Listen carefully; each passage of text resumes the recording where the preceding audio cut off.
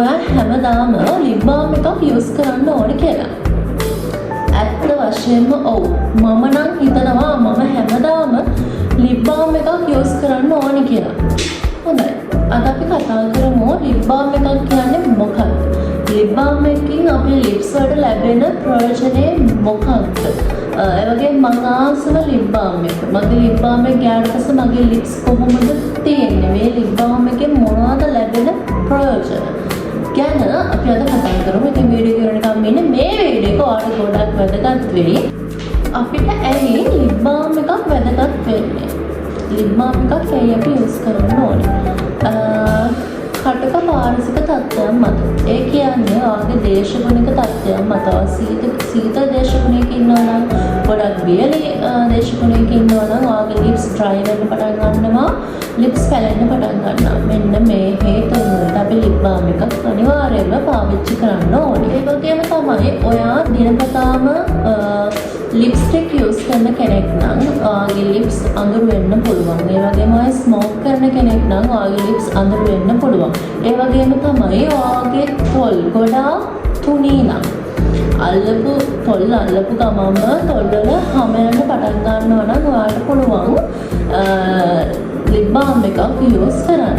බලන්න ඔයාගේ lips මෙන්න මේ වගේද කියලා.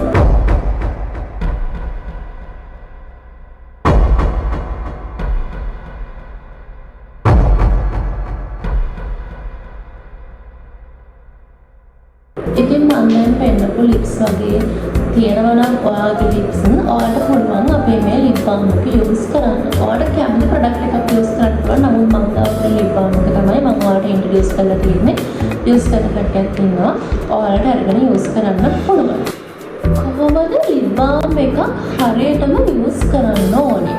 මුලින්ම ඔයාගේ lips හොඳට clean කරගන්න ඕනේ. මේකට ඔයාලට use කරන්න පුළුවන් lip scrub එකක්.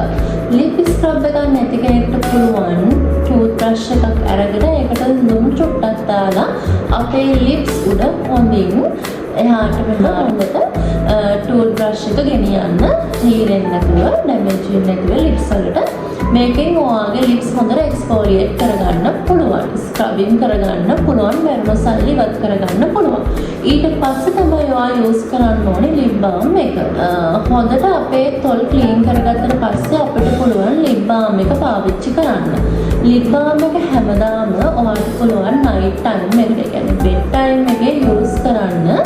ඊට අමතරව ඔයාලට දවසේ ඕනෙම වෙලාවක lip balm එක use කරන්න පුළුවන්. නමුත් සතියට එකපාරක් අනිවාර්යයෙන්ම අපේ lip හොඳට scrub කරගන්න අර මං කිව්ව ආකාරයන් දෙකම පාවිච්චි කරනවා. ඉතින් ඒ වගේ අපිට මේක කන්ටිනියු කරගෙන යන්න පුළුවන්. මේක ඔයාගේ පුරුද්දක් කරගන්න. daily මේක ඔයාගේ daily පුරුද්දක් කරගන්න. එතකොට ඔයාගේ lips ඔයාලට ආරක්ෂා කරගන්න පුළුවන්. අනිවාර්යයෙන්ම රැ නින්දට කලින් මේක use කරන්න. එතකොට මේකේ පෝෂණය ඔයාලට ගොඩක් හොඳින් absorb කරගන්න පුළුවන් ඔයාගේ lips වලට. ඉතින් මේක කියන්නේ මගේ lips balm. මේවා ගන්න පුළුවන් මට message එකක් තිබ්බොත් මගේ WhatsApp number එක ඇති ඔයාලා ගාව සහ මම description එකේ mention කරන්නම්. මේක ඔයාලට මාස 3ක් වගේ use කරන්න පුළුවන්. ඉතින් ඇත්තටම ingredient list එකක් මම mention කරන්නම් description එකේ. මේක ගොඩක් හොඳයි. මේක දැන් ගොඩක් කට්ටිය use කරනවා. මේකේ peppermint oil එක තියෙනවා. ඒ නිසා අපේ lips ගොඩක් cool කරගෙන ඔයාලට තියාගන්න පුළුවන්. ඇත්තටම වෙන lip balm වගේ අර අපේකාර තත්ත්වයක් නෑ. ඔයාලට මේක ගොඩක් ආසාවෙන් use කරන්න පුළුවන්.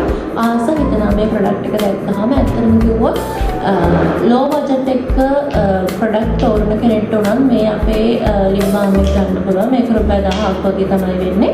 මාස 3ක් use කරන්න පුළුවන්. ඉතින් ඕනම කෙනෙක්ට සාමාන්‍ය මිලකට මෙන්න මේ lip balm shopping ගන්න පුළුවන්. අනිත් කාරණා තමයි මේ lip balm හදලා තියෙන්නේ ගොඩක් natural ingredients වලින්.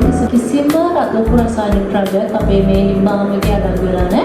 ඒ නිසා කිරිදෙනම්ම කෙනෙක්ට pregnant ලා ඉන්නම්ම කෙනෙක්ට උනත් මේ නිෂ්පාදන මේ lip balm එක භාවිතා කරන්න පුළුවන්. භාවිතා කරලා ගොඩක් හොඳ ප්‍රතිඵල ගන්නත් පුළුවන්. ඒ වගේම තමයි මේ lip balm එක ඔයාගේ cuticle වලට, ඒ කියන්නේ ඔයාගේ ඇඟිලි වල cuticle areas වලට apply කරලා ඒ areas වලට හොඳට clear කරගන්නත් පුළුවන්. ඒක අනිවාර්යයෙන්ම mention කරන්න ඕනේ. cuticle balm එකක් විදිහට ඔයාලට මේක එතකොට අනිත් කාරණාව තමයි මේ ලිප් බාම් එක ලිප්ස්ටික් එකක් ගන්න කලින් උනත් ඔයාලට යූස් කරන්න පුළුවන්. ලිප් බාම් එක ඇප්ලයි කරලා ඊට පස්සේ ඔයාලට පුළුවන් ලිප්ස්ටික් එක ගන්න. ඊට ග්ලොසි ෂයිනි ගතියක් වගේ ලිප්ස් වලට ගන්න පුළුවන් එතකොට.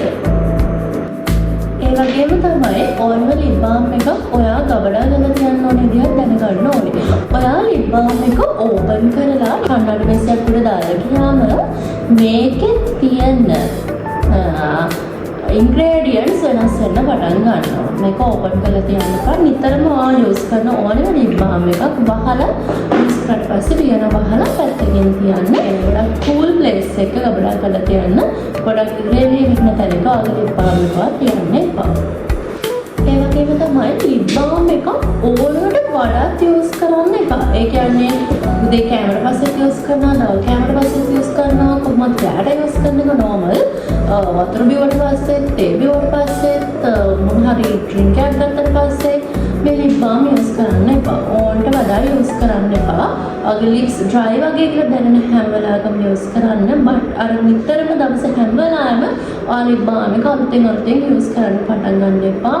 සමහර වෙලාවට ඒක අපේ තොල් වලට හොඳ නැහැ. ඕකේ මට කියන්න ඔයාගේ ෆේවරිට් ලිප් බාම් එක මොකක්ද? ඔයා මොකක්ද දැනට යූස් කරන ඔයාගේ ආසම ලිප් බාම් එක? ඒ වගේම තමයි ඔයා මේ දවස්වල කන්ටිනියු කරන ඔයාගේ ලිප් බාම් එක මොකක්ද කියලා මට අනිවාර්යයෙන්ම කමෙන්ට් සෙක්ෂන් එකේ කමෙන්ට් එකක් තියන්න. ඒ වගේම තමයි ලයික් කරන්න, ෂෙයාර් කරන්න, සබ්ස්ක්‍රයිබ් කරන්න මගේ YouTube channel එක. අනිවාර්යයෙන්ම සතියට එක වීඩියෝ එකක් අරගෙන ඔයාලා ගාවට එනවා. ඔයාලට වටිනා වීඩියෝ එකක් අරන් ඔයාලා ගාවට එනවා. ඒ නිසා අනිවාර්යයෙන්ම සබ්ස්ක්‍රයිබ් කරලා තියාගන්න මගේ YouTube channel එක. ඔයාලගේ මොන හරි කමෙන්ට්ස් තියනවා නම් අදහසක් තියනවා නම් ඊළඟට කතා කරන්න ඕනේ මේල් මාතෘකාවක් ගැන. ඒක අනිවාර්යයෙන්ම කමෙන්ට් කරලා තියන්න. අර මම කියවා වගේ මගේ channel එක subscribe කරන්න, like කරන්න, comment කරන්න, මේ වීඩියෝ එක තව දෙයක් දැනගන්න share කරන්න. ඒ වගේම තමයි ඔයාලගේ favorite lip balm එක මොකක්ද කියලා මට